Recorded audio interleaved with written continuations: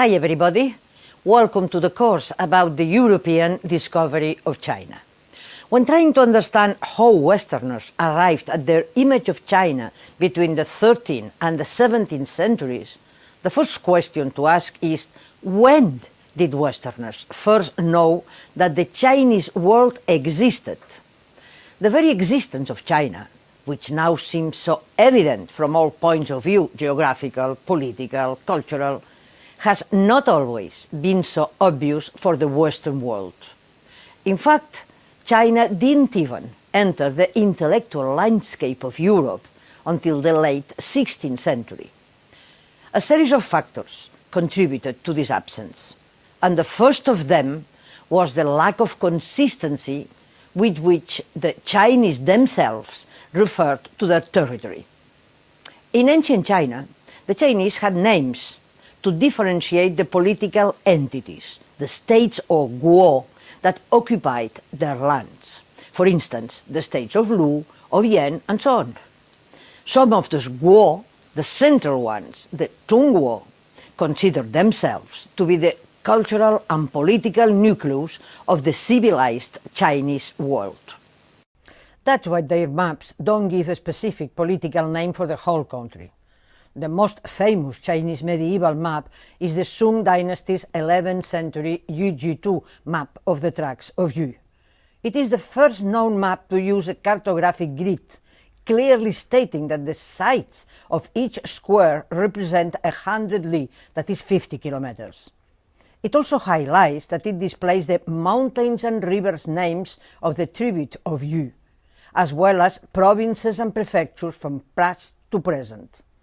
But it doesn't provide a general name for China. Zhongguo is now the Chinese name for China, but until the end of the 19th century, it was unusual for the Chinese to apply it to the country as a whole.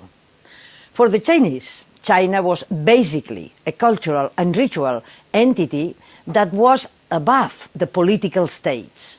The most usual name was Tianxia, meaning literally everything under heaven, a name that conveyed the idea that China was the very essence of civilization.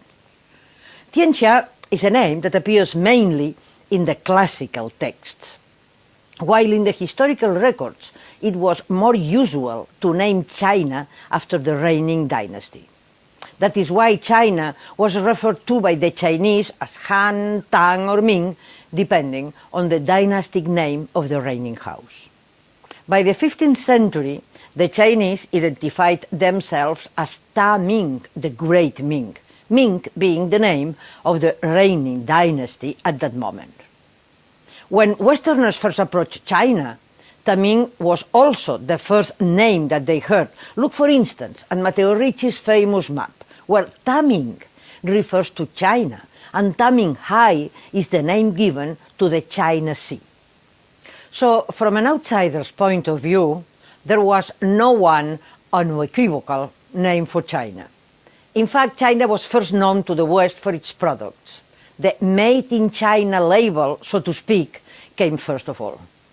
Silk, for example, was seen by the Western world as coming from a faraway place that the Romans named after its product.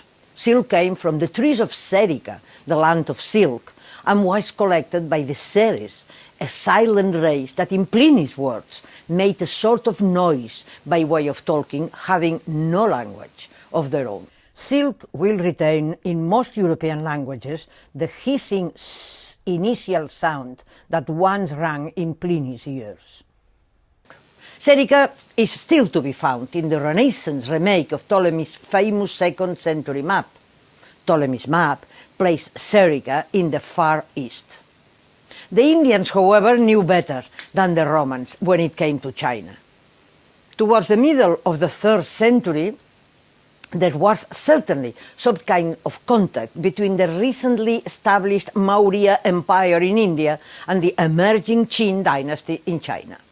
By the end of the 3rd century, when the Qin founded the first Chinese empire, Indians were referring to those northern lands as the lands of Qin.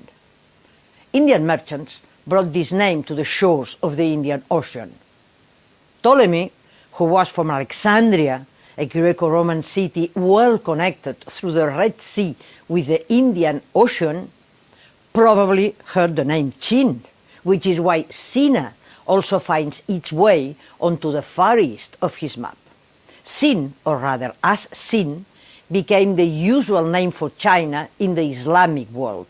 We find as-Sin in the narratives of Arab merchants, such as that of Suleiman in the 12th century and in the travels of Ibn Battuta in the 14th century. Sin or Chin was a perfectly well-known political and economic entity for anyone entering the Indian Ocean.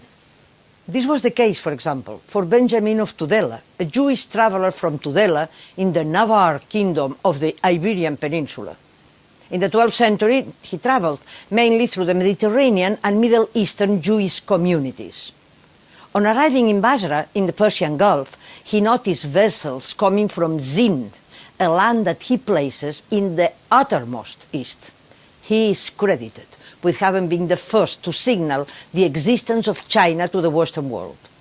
But the West was not at that moment very receptive to such ideas, and Benjamin of Tudela's mention went unnoticed.